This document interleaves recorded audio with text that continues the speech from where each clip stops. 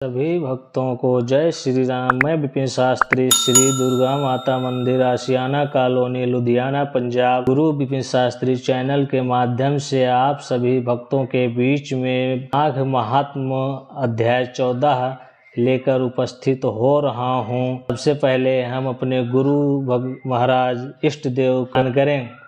मंगलम भगवान विष्णु मंगलम गरुड़ध्वजा मंगलम पुंडरीकाक्ष मंगलाय तनोहरे। अब राजा पूछने लगे कि हे ब्राह्मण, वैशाख मास के धर्म अति सुलभ है और ऐसे अनेक पुण्यों के देने वाले हैं जो भगवान को प्रसन्न करते हैं और तत्काल ही धर्म, अर्थ, काम और मोक्ष को प्रदान देने वाले हैं। परंतु ऐसे वेदानुकूल धर्म भी संसार में ज्ञात नहीं हैं। अनेक प्रकार के राजसी धर्म और तामसी धर्म ही संसार में विख्यात हैं। इसका क्या कारण है?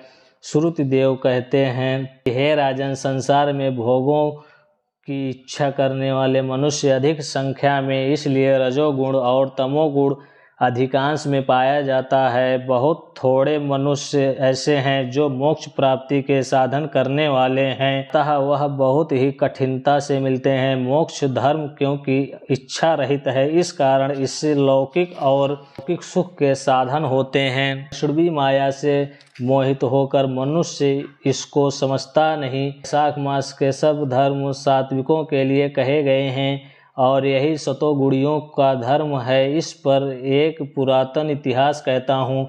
इक्ष्वाकु वंश में निप्र पुत्र एक महायशस्वी अक्रोधी ब्राह्मणों का मान करने वाला राजा हुआ है।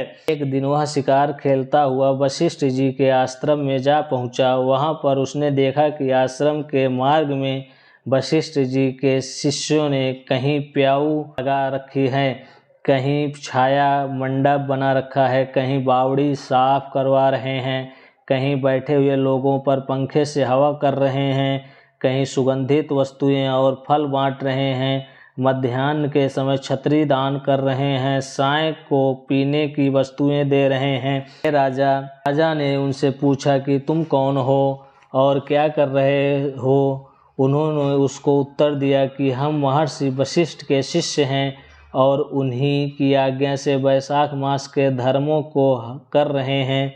राजा ने फिर पूछा कि इन धर्मों के करने से कौन सा देवता प्रसन्न होता है और क्या फल मिलता है?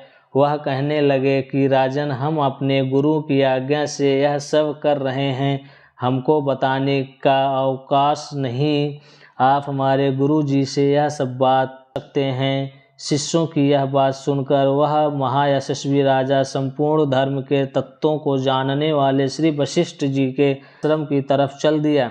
उनका आश्रम विद्या और योग का स्थान था। राजा को अपने आश्रम में आया देखकर ऋषि ने अत्यंत प्रसन्नचित्त होकर राजा की अतिथि सत्कार किया। की बड़ी प्रसन्नता और नम्रता पूर्वक बैठकर गुरु जी से पूछने लगा, गुरुदेव, मैं अखेट से थक कर आपके आश्रम की तरफ आया तो मैंने आपके शिष्यों को से धर्म कार्यों को करते हुए देखा। इसलिए महाराज, मेरे मन में बड़ी उत्कंठा उत्पन्न हो रही है कि यह सब धर्म के कार्य करने से क्या फल प्राप्त होता है। वशिष्ठ जी कहने लगे कि जो धर्मों को छोड़कर विकासक्त हो सकता है, वह भी यदि प्रातः काल वैशाख का स्नान करे तो भगवान का प्रिय हो जाता है। इसने धर्म के सब कार्य सांगोपांग किए हों किंतु वैशाख का आदर न किया हो तो भगवान उससे दूर ही रहते हैं। जिसने वैशाख मास बिना दान स्नान खो दिया, वह इस कर्म से चांडाल योनि में जन्म लेता है। यदि कोई वैशाख मास में श्रद्धा से भगवान का थोड़ा भी पूजन करता है, वह उसी से प्रसन्न हो जाते हैं।